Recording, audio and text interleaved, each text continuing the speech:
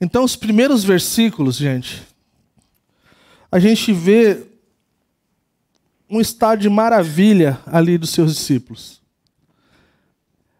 É como se estivesse, não sei o que é, cada um de nós temos nossas coisas que nós amamos e gostamos e nós ficamos admirados e maravilhados com coisas diferentes, né? Alguns gostam da natureza, por exemplo, eu gosto muito de, quando vou para as cataratas do Iguaçu, é sempre uma coisa de eu gosto de sentar e ficar parado por um instante só contemplando. E pensar, cara, não tem como pensar que uma explosão é capaz de criar esse negócio. Também gosto do leste europeu, as construções, as coisas. Quando você anda, por exemplo, na Romênia, você olha para uns prédios e você fica assim, cara, como pode no passado alguém ter feito isso sem a tecnologia que nós temos hoje? Assim, é impressionante. Então, eu não sei o que mas aqui, olhando para a magnitude, olhando para as coisas desse templo, né, faz muito sentido os discípulos estarem nesse modo turista, e maravilhados com os tamanhos das pedras e das construções e dessa coisa.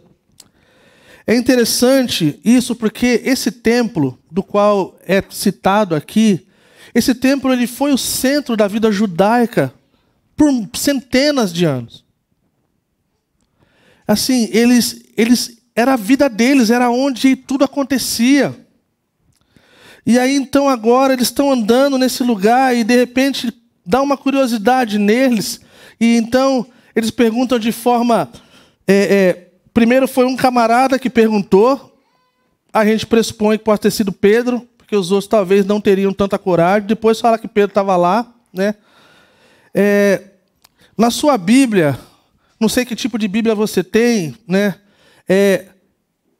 A maioria se você é daquela Bíblia que Jesus, quando Jesus fala está em vermelho, a boa parte desse capítulo está em vermelho. Então, já uma observação interessante aí. Jesus está falando aqui o tempo todo. Então, existem muitas lições e muitas coisas que nós podemos aprender. Então, gente, logo de cara, como introdução, eu não sei você, se você está há muito tempo no cristianismo, talvez você já ouviu que minha avó era nova quando falou que Jesus estava voltando em breve e ela já foi, e agora meus pais já foram, eu estou indo, e esse breve nunca é breve. Você já ouviu? Alguém já ouviu alguma coisa dessa? Então é importante explicar, para nós que somos antigos de igreja, para nós que somos novos, que no sentido bíblico, por isso tem um asterisco ali no breve, é com propósito, tá, gente?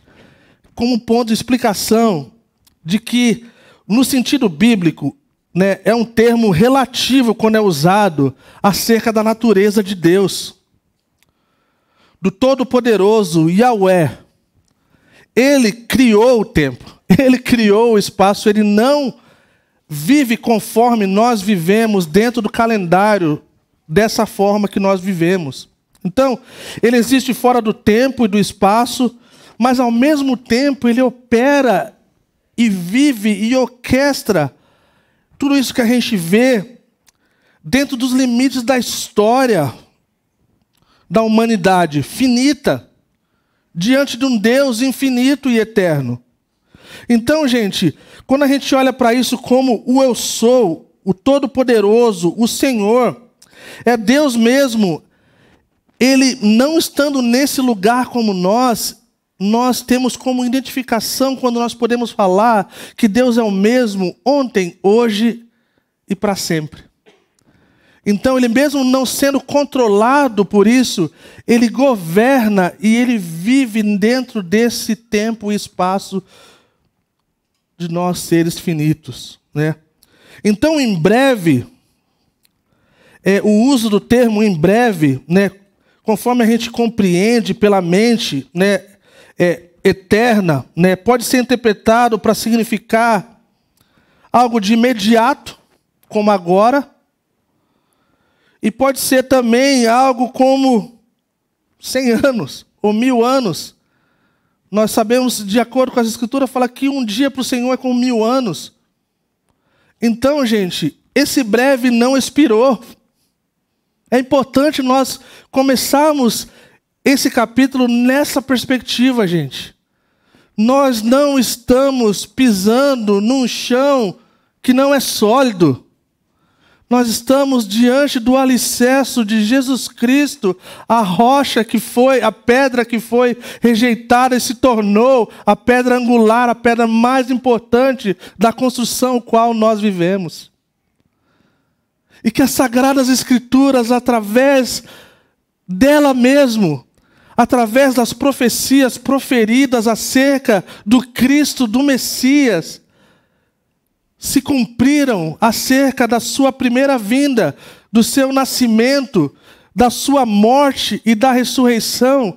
E isso não nos deixa nenhum questionamento fatual de que existe dúvida se ele voltará.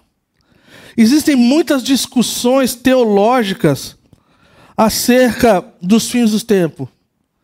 É a causa de muitas discussões, algumas, pessoal muito fervoroso.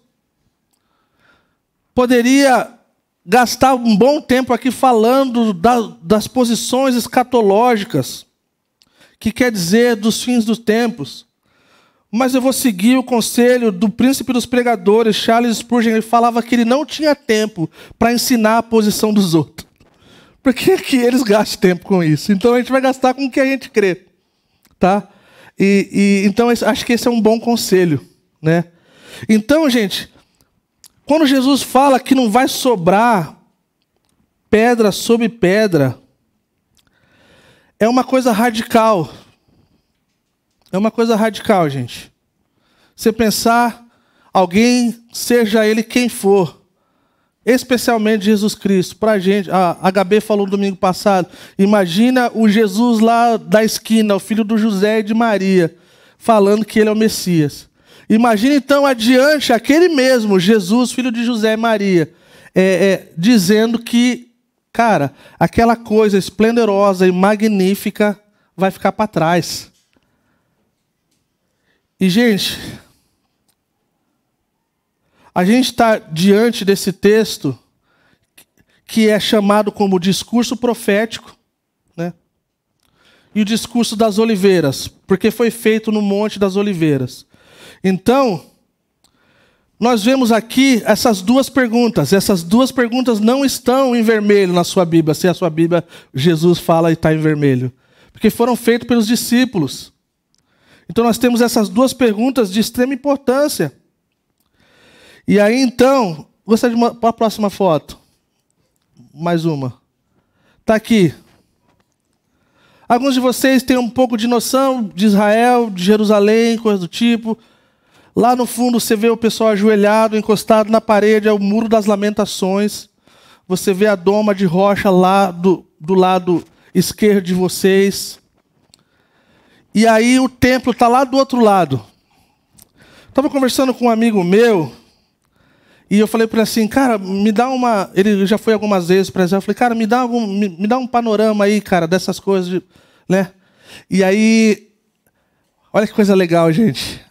Aí eu falei assim, cara, o templo está ali do lado esquerdo, né, cara? Ele falou assim, peraí, deixa eu ver. Aí ele mandou uma foto. A próxima. É ele ali. Ele é do lado esquerdo. É isso aí mesmo. Falei, nossa, que legal. E aí, então, a próxima foto.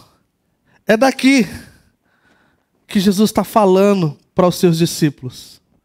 Aqui é o lugar chamado Monte das Oliveiras. E por isso, então, é o discurso das oliveiras. Então, por isso, existe essa coisa... Existem tantas coisas acerca desse lugar, gente. Acerca do que vai acontecer, do que pode acontecer. Mas existe uma realidade. 40 anos depois do que Jesus falou, gente, o templo foi destruído. Não só o templo, mas toda a cidade. A história diz que um maluco doido, bêbado, colocou fogo em tudo. E, como você sabe, não é capaz o fogo não é capaz de derreter rocha. Mas derreteu todo o ouro. Houve toda uma briga acerca de como guardar o ouro e a coisa do tipo. as coisas seguiram adiante, que realmente houve essa questão mesmo de quebrar e demolir e coisa do tipo, e realmente ficou toda desolada. Esse templo foi construído por Zorobabel e Esdras. Você pode ler, você pode escrever em Esdras capítulo 6, versículo 15. Foi ali que foi construído esse templo. E um tempo depois, ele foi ampliado e melhorado por Herodes o Grande. Então é como se ele tivesse pegado um lugar e ele falou assim, cara, porque ele é grande, ele quer ter algo de grande magnitude. Então assim, e toda aquela coisa incrível foi derrubada. E aí então, isso leva a gente às nossas observações. Eu não vou, por questão de convicção, eu não vou entrar em cada coisa aqui, como eu falei, e tentar decifrar qualquer coisa assim. Não vou, tá, gente? Tem um pastor que eu admiro muito e ele fala que ele não gosta de ensinar Apocalipse porque ele não sabe decifrar coisas. Assim, eu não consigo ensinar o que o povo quer ouvir. Mas eu acho que vocês são diferentes e vocês querem ouvir coisas, vocês querem aplicar na vida de vocês, vocês querem ir para casa e falar assim, cara, isso aqui faz sentido, tá? Eu acho que antes de nós entrarmos nas observações que são para a gente, eu acho que é importante dizer que esse discurso de Marcos 13, ele está totalmente interligado, ele é o mesmo texto de Mateus 24. Então eles estão interligados, lembrando que cada evangelho ele cumprimenta um outro, e cada um, lembrando, se você estava lá desde o começo, a perspectiva de Marcos é na perspectiva de um artista, de um fotógrafo, que está fotografando a turnê de Jesus de Nazaré. E ele não tem tempo para pegar todas as coisas, mas ele pega cada parte importante. Mas ele não é capaz de mostrar todos os detalhes, talvez como um escritor, que está acompanhando e escrevendo tudo. Então, a gente vai ver que há algumas coisas, umas boas coisas importantes no Mateus 24, que fazem muito sentido diante da narrativa. Então, eu queria que vocês soubessem que algumas citações que eu vou fazer, talvez você vá olhar em Marcos 6 e falar assim, cara, mas isso aqui não está aqui. Mas está em Mateus 24. Então, para vocês que são estudantes da Bíblia, é importante, se você está com o seu lápis, com a sua caneta, com a sua Bíblia, seu caderno... Valeu, mano, obrigado. É palmeirense, mas é meu amigo.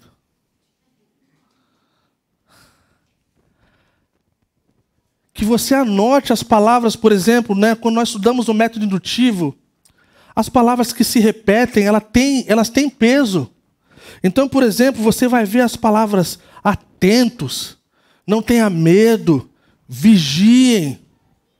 E tudo isso é o que deve sobressair do texto, é o que deve saltar do texto. Que ninguém vos engane. E essas são as palavras que são repetidas desde o começo. Então, gente, a gente vai para a primeira... das 7 observações óbvias, a gente vai para a primeira. E a primeira é que é de extrema importância para a gente, que é o contexto, do contexto e do contexto. Fala assim, tá bom, falou e não falou nada. Existe a realidade de coisas que havia sido profetizado por Daniel, por exemplo, né? Vou citar mais para frente algumas coisas. Tem algumas coisas que aconteceram, por exemplo, 40 anos depois, que é a destruição do templo. E logo depois tem toda essa questão da perspectiva do retorno de Cristo, da volta de Cristo, já na questão do reino vindouro. Então, de todas as linhas, a maioria das linhas escatológicas, elas discutem acerca do tempo, do antes e depois. Mas acerca da segunda volta de Cristo, do retorno de Cristo em glória e poder, não há discussão, tá, gente? A discussão é entre o tempo, entre uma coisa e a outra. Então você vai ver em Mateus 24, por exemplo, pode ser um pouco confuso, porque parece assim, cara, ele está falando do retorno de Jesus, que Jesus vai voltar em breve. Ele fala que todo olho verá, ele vai vir nas nuvens em glória. E aí, de repente, tem uma parte que fala que um vai ser levado e o outro vai ficar. Aí você fica assim, peraí, cara, uma coisa, outra coisa, você está meio confuso. Então, existe essa coisa do que nós, como Calvary Curitiba, não acreditamos. Nós somos pré-milenistas, pré-tribulacionistas. O que isso quer dizer? Isso quer dizer que nós acreditamos que nós não somos destinados à ira de Deus. Que nós não vamos passar por esse tempo de tribulação, o qual Jesus está falando. Está falando que é o derramamento da ira daqueles que não acreditaram, daqueles que não creram nele. Então, eu gostaria de, não por questão de... Nós vamos ter tempo para falar sobre isso, nós vamos falar mais sobre isso. O meu argumento maior acerca de que a igreja não passará por esse tempo é que através das Escrituras, desde Gênesis, nunca o povo de Deus recebeu a ira de Deus. O julgamento de Deus nunca foi para o seu povo. Você pega a arca, você pega Sodoma e Gomorra, e você pega toda a narrativa. E isso me faz acreditar que não será diferente no fim. Porque não faz sentido. Esse é o meu maior argumento. Eu acredito que se você ler a sua Bíblia de Gênesis e Apocalipse, não tem como você olhar de outra forma acerca do juízo e da ira de Deus. Ah, mas, cara, tem uma outra questão, cara, a igreja está sofrendo a vida toda, e se a igreja passar pela tribulação? Eu não teria problema nenhum, gente, porque a igreja já vem sofrendo a vida toda. Então seriam mais 7 anos que o povo de Deus sofreria, e depois a gente reinaria para sempre com ele. Está tudo certo para mim. Eu não acho que é um termo de covardia, tipo assim, vamos viver aqui como a hora que o bicho pegar, a gente vai fugir. Não, a gente não vai fugir, gente. A gente não está destinado para esse tempo. E se a gente tivesse que passar, está tudo certo. Gente, já tem gente morrendo por causa do evangelho desde a história da criação. Desde a história da criação, gente. Não é no Novo Testamento, é desde a história da criação. Eu já disse outras vezes. Você pode ir para alguns lugares, você pode falar qualquer nome. Mas não fale o nome de Jesus Cristo. Que você vai estar em situação difícil. E eu falo como alguém que já esteve nesses países. E talvez você está nos visitando, está com algumas vezes aqui e fala assim, cara, eu nunca ouvi falar desse negócio. Então eu encorajo vocês a irem num site chamado Portas Abertas. E você vai ver como o povo de Deus sofre em lugares onde é proibido. E eu vou citar mais algumas coisas acerca disso. Como eu falei, eu já estive nesses lugares, gente. Teve lugares que eu tive medo. Eu confesso. E não era porque eu estava com medo de morrer, eu estava com medo da forma que eu ia morrer. Uma vez eu estava num país na Ásia, e aí eu tive que deletar meu Facebook, meu Instagram, fazer uma limpa no que dava lá no negócio quando botava meu nome no Google. Cara, zerei meu telefone, na época eu tinha um iPod, zerei o iPod. E aí eu cheguei nesse país, cara, e aí o meu amigo levou 2 horas para vir me buscar, gente. Eu suava quente, eu suava gelado, soldados passando na minha frente, e eu falava assim, não vai dar nem para avisar a Lília. Não vai dar nem fazer um videozinho antes, falar assim, amor, valeu, deu ruim. E isso acontece, gente, todos os dias. Todos os dias. Então é importante a gente entender o contexto. Jesus está falando aqui para os seus discípulos, falando de algo que estava por vir, não só no futuro distante, mas no futuro próximo. Aconteceu 40 anos depois, está por acontecer ainda algumas coisas. Então, quando a gente olhar para o texto e parecer que é confuso, é pensar que Jesus está falando nessa perspectiva, talvez com 3 dimensões, talvez até um pouco mais.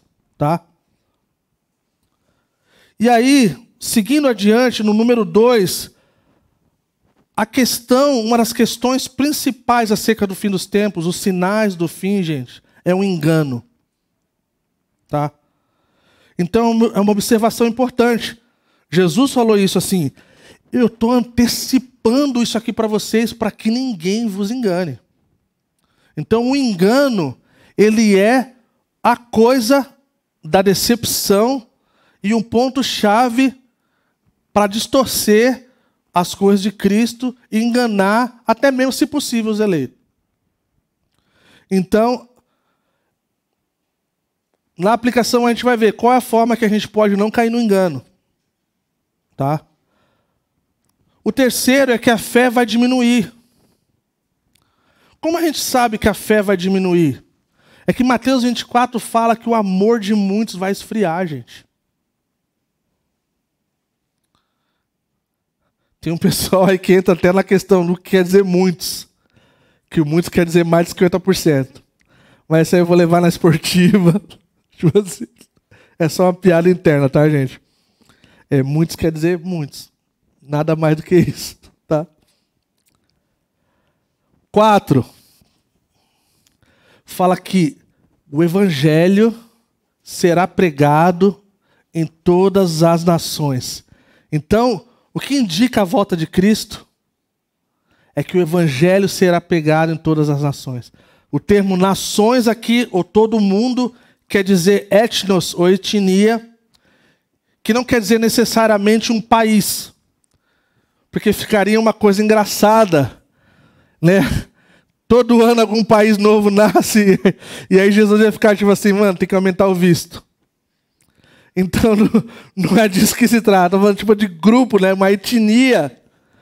E a gente vê para os mais antigos aí, né, de cristianismo, no passado havia um termo chamado janela 1040, né, os lugares mais fechados para o evangelho. Essa janela aí, esse grau, né, quando a gente olha para o mundo, né, para o mapa do mundo, ele já deu uma esticada, tá? O evangelho já chegou a muitos lugares aonde não havia chegado antes. Muitos ilhas, né, muitos ribeirinhos, lugares isolados, lugares onde a gente sabe que não existe nem a Bíblia. Pessoas nunca ouviram falar do evangelho. Então, uma das coisas que nós podemos entender, que nós não sabemos exatamente onde nós estamos acerca disso. Tá, gente? Existe algum pessoal estudando, tentando entender e mapear aonde são esses lugares, o que está faltando.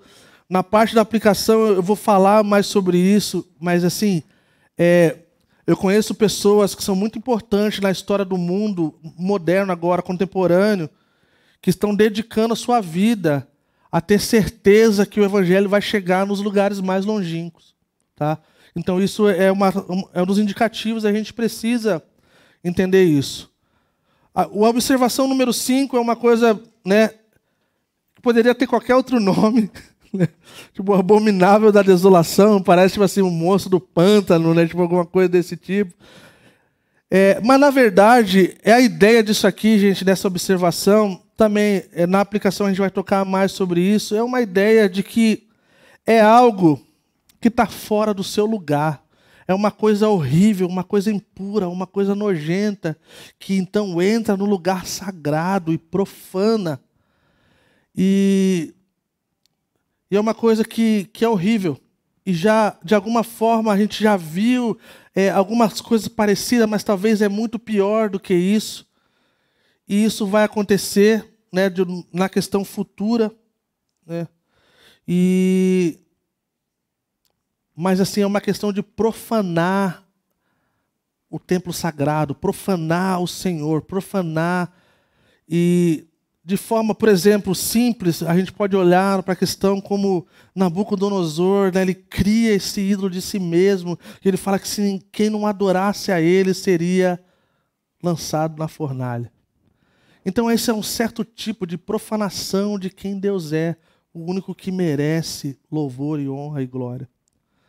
A observação número 6 é que o retorno será um evento público, todo olho verá. Então essa é uma coisa interessante.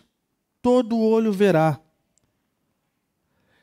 Então assim, não será nada escondido, não será nada que não vai dar para perceber.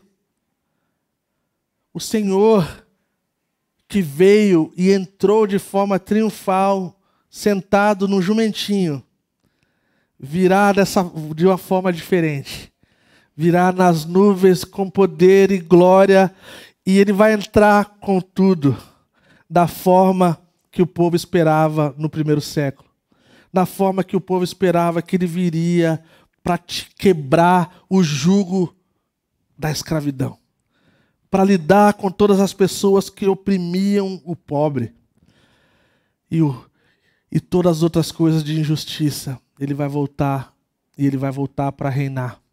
Amém?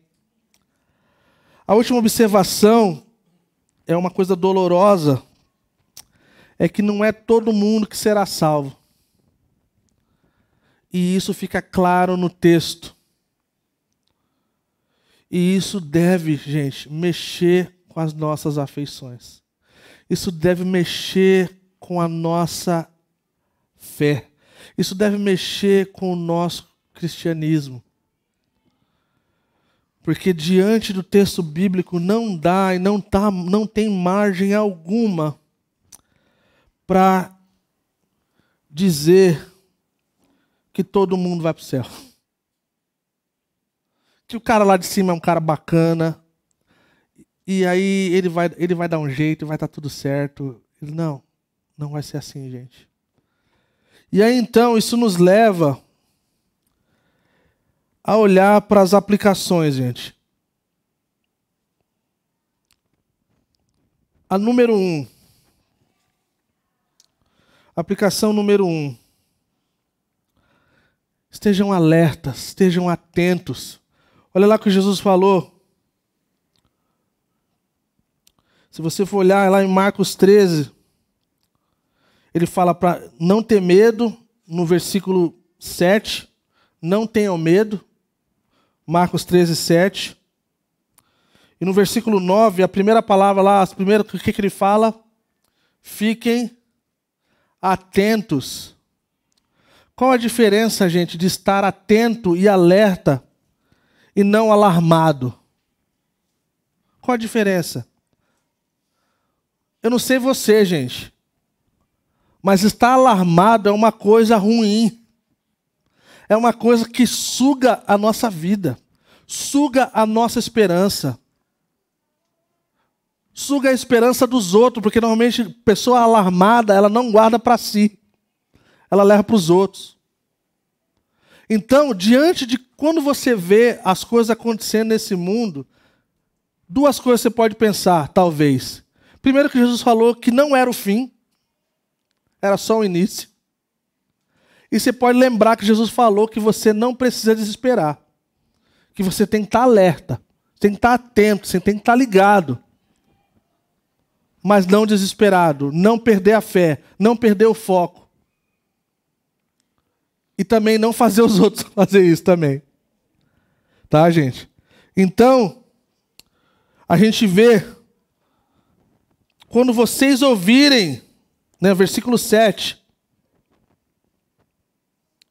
quando ouvirem falar de guerras e rumores de guerra, não tenham medo. É necessário que tais coisas aconteçam, mas ainda não é o fim.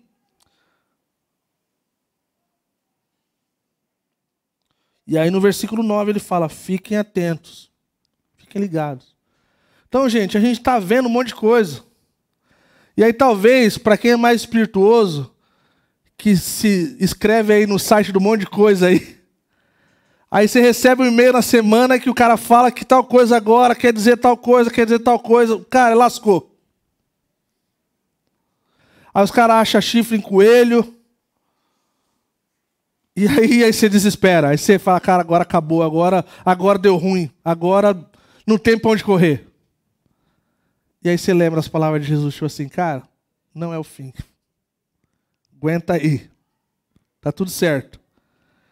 O Senhor continua no controle, o Senhor continua governando.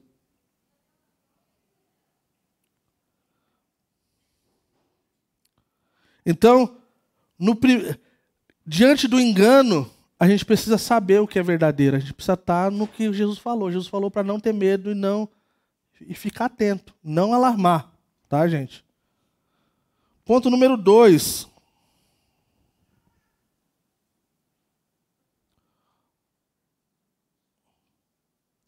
Antes do número 2, eu gostaria de voltar só um pouquinho aqui, só para não... É importante, gente, ao nós pensarmos, estarmos atentos, Imagina como seria se nós acordássemos amanhã e pensássemos assim: Jesus falou que ele vai voltar. E isso gerasse esperança. Isso gerasse um monte de coisa boa na gente. É melhor esse caminho. Que a gente escolha esse caminho, tá? Número 2. A aplicação número 2 é fique perto do JO. Sabe quem é o JO? É o Jesus original. No meio de tantas vozes, no meio de tantas coisas que a gente está ouvindo, a gente precisa do original, gente. No Paraguai eles têm o semi-original.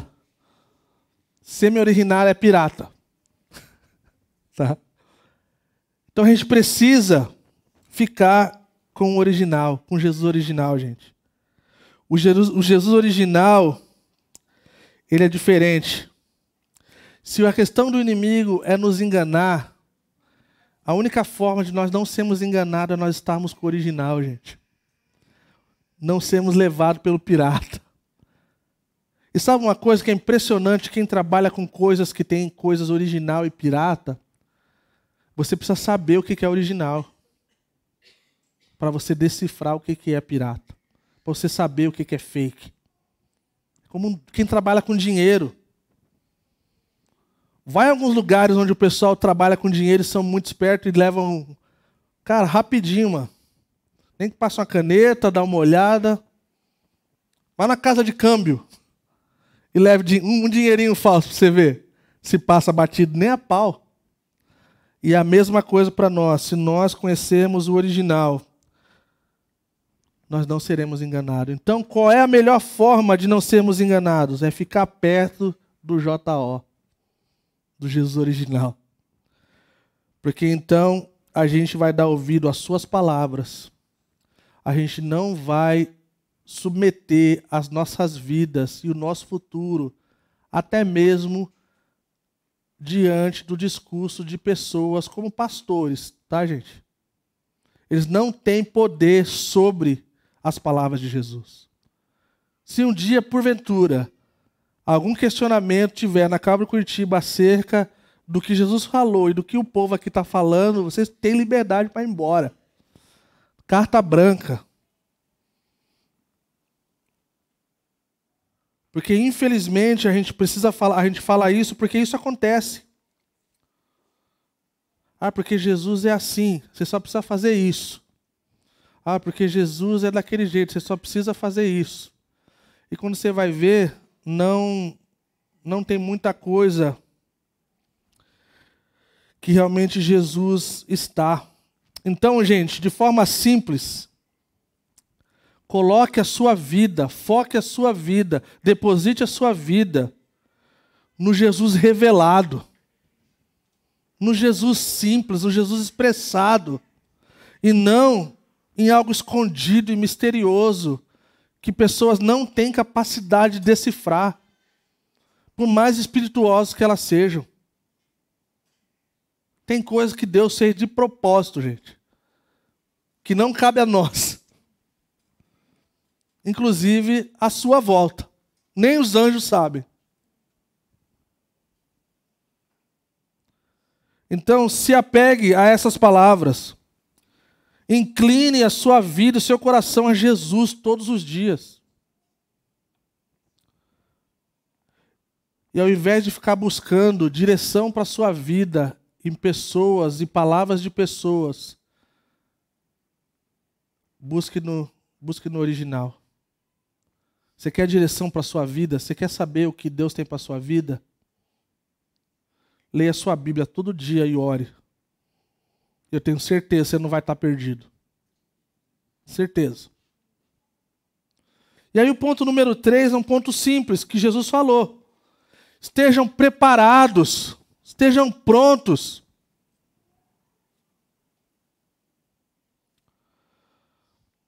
Gente, imagina, gente. Se a gente soubesse quando essas coisas iriam acontecer, gente. Imagina se a gente soubesse quanto tempo falta para isso acontecer, cara. Qual seria a forma que nós viveríamos? Como nós viveríamos o nosso dia a dia? O que nós faríamos com o nosso dinheiro? O que nós faríamos com a nossa casa? O que nós faríamos com o nosso carro? O que nós faríamos com o que temos e não temos e que gostaríamos de fazer? Como nós amaríamos as pessoas? Como nós aproveitaríamos cada instante? Como nós queríamos correr e viver de forma intensa, como jamais viveríamos se não soubéssemos, não é verdade? É tão louco isso, porque isso faz sentido. Isso faz sentido. Mas parece que existe um palmo entre o nosso intelecto e o nosso coração, né? É um pouco mais do que um palmo. Precisa descer. Porque conhecimento a gente tem, mas precisa se tornar afeição. Precisa se tornar paixão, precisa se tornar amor, para a gente poder encarnar isso. Ponto número 4. Fique perto do fogo. O amor de muitos vai se esfriar. Isso quer dizer que nós temos que cuidar para que o nosso amor não se esfrie, gente. Como nós podemos fazer, o que nós podemos fazer para que o nosso coração não se esfrie. E esse texto, essa parte aqui, essa aplicação me fez chorar essa semana. Me fez lembrar de um monte de coisa. Eu falei assim, cara, eu não quero partir e ver que minha vida não foi vivida bem. Alguém disse, não sei quem falou, que nós nos arrependemos mais de coisas que nós deixamos de fazer do que das coisas que nós fazemos. Eu falo assim, cara, eu não quero isso, cara. Eu não quero. Eu quero gastar a minha vida. Bem gastada, bem gasta. E eu estava lembrando de um tempo na minha vida no ministério, eu me senti muito frio e muito apático.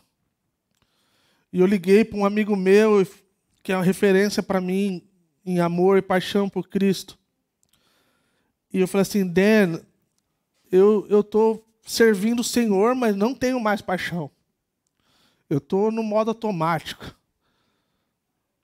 Ele falou assim, Cacá, arruma 2 amigos que amam muito Jesus. E eu tenho certeza que você não vai ser o mesmo. E depois você me liga e me fala. 2 amigos, gente. O que isso me fala? O que isso pode falar com a gente?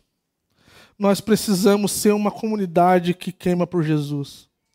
Nós precisamos ser uma comunidade que espera a volta de Cristo, que pode ser a qualquer momento. A gente precisa ser um povo que tem o coração aquecido, para quando o nosso coração começar a esfriar, o nosso coração encontrar alento e calor. Não é verdade? Quando nós vivemos tempos assim, nós vamos falar com alguém. E é por isso que a gente precisa de novos convertidos nessa igreja, gente. Porque os novos convertidos, eles mexem com o nosso coração. Eles nos fazem ter vergonha. Eles nos fazem lembrar que a gente está longe do que deveria estar. Eles nos fazem sentir vergonha que nós não estamos orando quanto eles estão orando, não estamos lendo quanto eles estão lendo.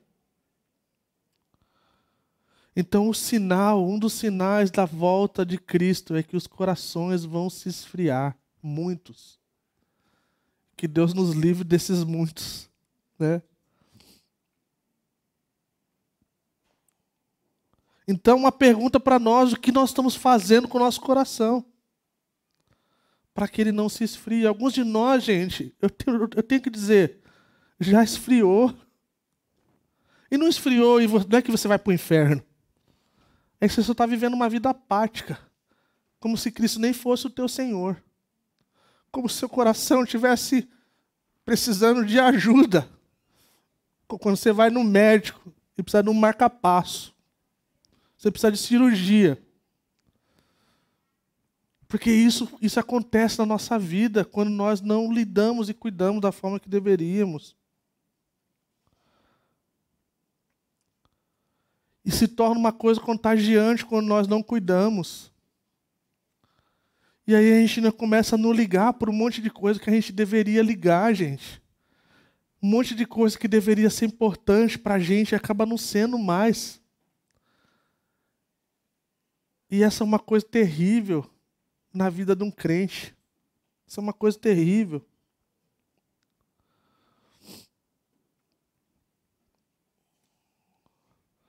Ponto número 5. Vire o modo evangelista. Por que vire o modo evangelista, gente? Porque muita gente não vai para o céu, cara.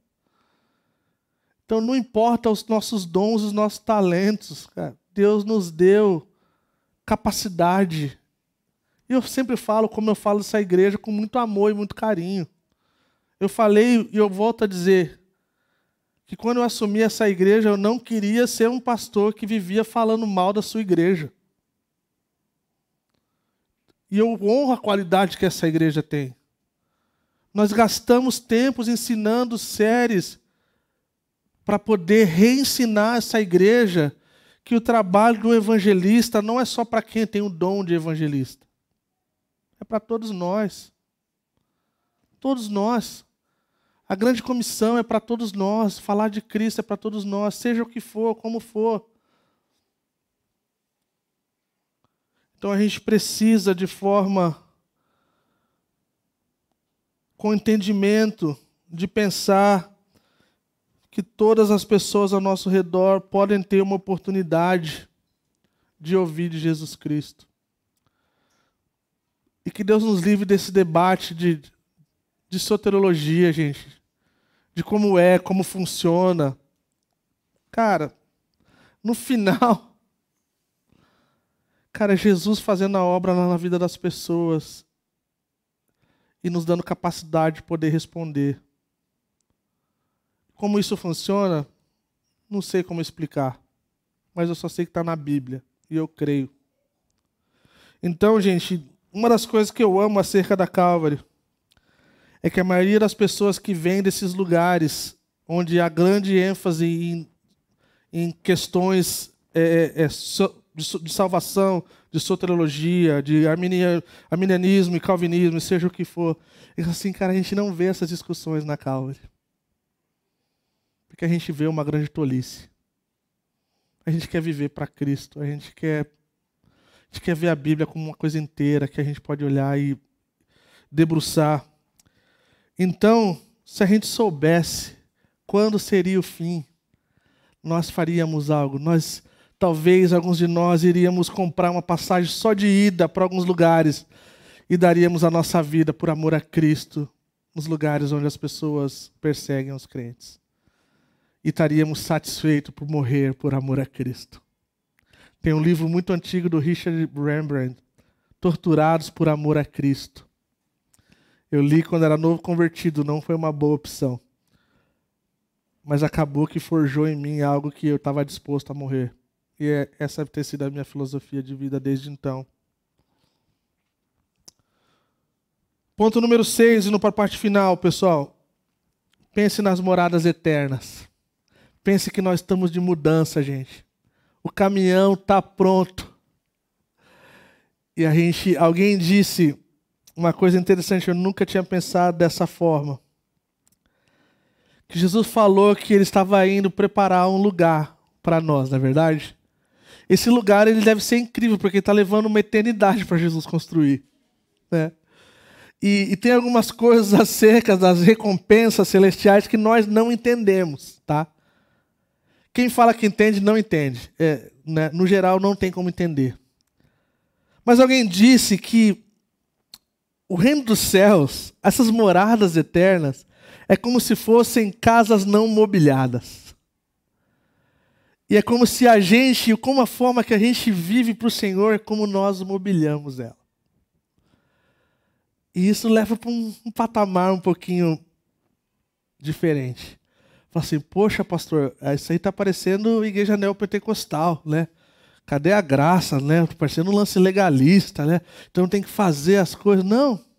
Jesus falou assim, ajuntem. O que foi que Jesus falou? Acumulem, ajuntem o quê? Tesouros no céu. Cara, que tesouro que a gente vai juntar no céu, gente? Jesus vai estar lá, cara. Ninguém quer ver ouro, ninguém quer ver prata. Mas talvez tenha alguma coisa acerca dessas moradas aí que vai ser um lembrete do que Deus fez na nossa vida. Vai ser um lembrete da obra de Cristo em nós. Acumulem, não acumulem na terra, Jesus falou. Onde a traça corrói, o ladrão rouba. Mas ajuntem, acumulem no céu. Onde está guardado, ninguém rouba, nada muda.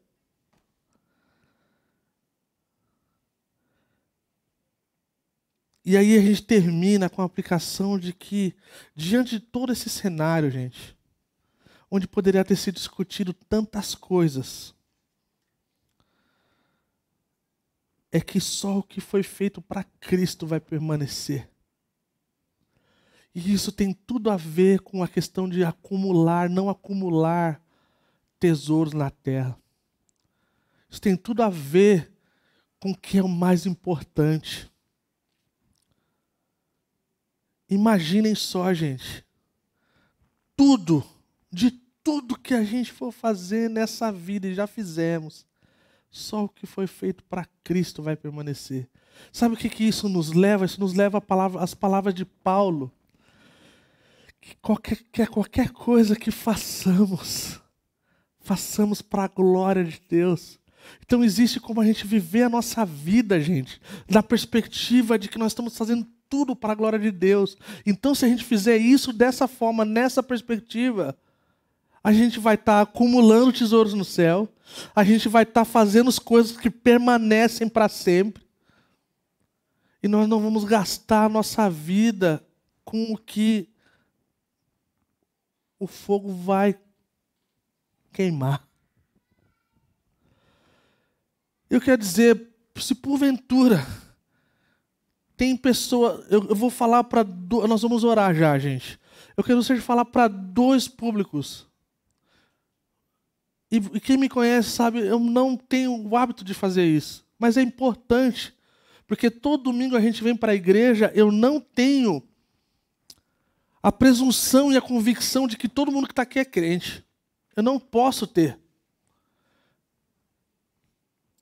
Então, primeiro, eu gostaria de dizer para nós que já estamos no cristianismo por muito tempo, e nós olhamos para essas aplicações e nós pensamos, será que eu vivo uma vida alarmada? Será que eu vivo, com coisas que eu não deveria, e eu perdi a esperança, porque eu não ouvi as palavras de Jesus de falar para ficar atento? Talvez eu estou dando ouvido para palavras de outras pessoas mais do que do Jesus original, mais do que do Senhor. Talvez eu não estou vivendo nessa perspectiva de estar pronto para a sua volta. Então, gente, de forma honesta, diante dessas 7 aplicações, todos nós estamos nesse lugar e precisamos nos ajoelhar. Precisamos prostrar os nossos corações e falar assim, seja qual for o número, de 1 a 7. 7 é bingo. Todos nós, de alguma forma, temos algo. E é bom a gente ser honesto com isso. Mas eu gostaria de dizer também para aqueles que talvez estão pensando, caramba, eu estou ouvindo esse negócio. Maior papo de louco. Esse negócio, cara, Jesus vai levar o seu povo primeiro e depois ele vai voltar. Então ele vem para a igreja, depois ele vem com a igreja.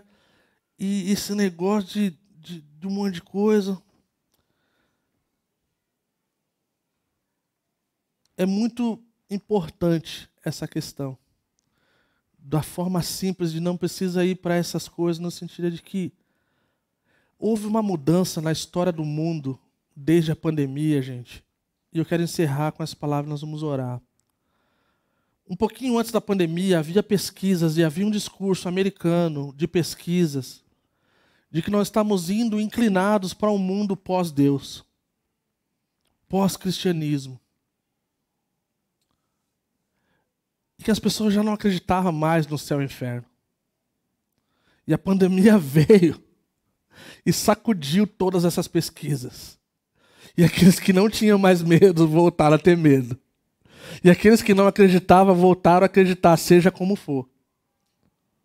Porque a pandemia nos pegou de jeito. Então, de forma simples, eu quero dizer para você, se porventura você está ouvindo essas coisas, fala assim, cara, isso não faz sentido para mim, seja como for. Quer dizer que Cristo, Ele veio através de profecias de que Ele viria algumas de 600 anos antes da sua vinda. Autores de várias épocas, de vários lugares, de várias histórias e backgrounds se juntaram a escrever as Sagradas Escrituras em harmonia, prevendo a morte de Jesus Cristo. E isso se cumpre, isso é fato histórico, que existe um mundo antes de Cristo e depois de Cristo, mas o que importa é que Ele veio por amor a mim e a você. Isso importa que Ele quer que eu e você não precise passar por sofrimento diante desse tempo de grande tribulação no mundo. Ele veio para nos salvar da ira vindoura. Ele veio para nos levar para o lugar onde não haverá mais lágrimas e nem dor e nem choro. Nós vamos chorar uma última vez. E Ele vai enxugar. E não haverá mais doenças, não haverá mais dor, não haverá coisas que arrebentam a nossa família, não haverá mais pecado que acaba com o que nós somos como design original que Deus nos criou. E essa porta está aberta. E Jesus continua ministrando a sua criação, que nós não precisamos por causa dele. Então, se porventura tem alguém aqui nessa noite que talvez nunca entendeu e viu Jesus assim, eu preciso de Jesus Cristo. Eu preciso dele como meu Senhor. Eu preciso de um Salvador. Talvez, quem sabe, essa noite Ele possa ser o seu Senhor. Ele possa ser aquele que vai controlar no bom sentido e te guiar a passos de justiça. Jesus, Ele próprio falou de si mesmo como o caminho e a verdade e a vida. Ele é o caminho quando nós estamos perdidos sem direção. E quantos de nós vivemos isso antes de Cristo? Mas Ele é a verdade onde nós vivemos num mundo de mentira. Onde tem tantas coisas, tudo quanto é coisa que não são verdadeiras. E Ele é então a verdade. Mas Ele também é a vida. Quando morte está ao nosso redor. Quando morte quer nos levar. E então Ele é a vida. E Ele é a porta que ao céu conduz. Ele fala que ninguém vai para o céu, para o Pai, a não ser por Ele. Gostaria que nós baixássemos nossa cabeça. Para o pessoal do louvor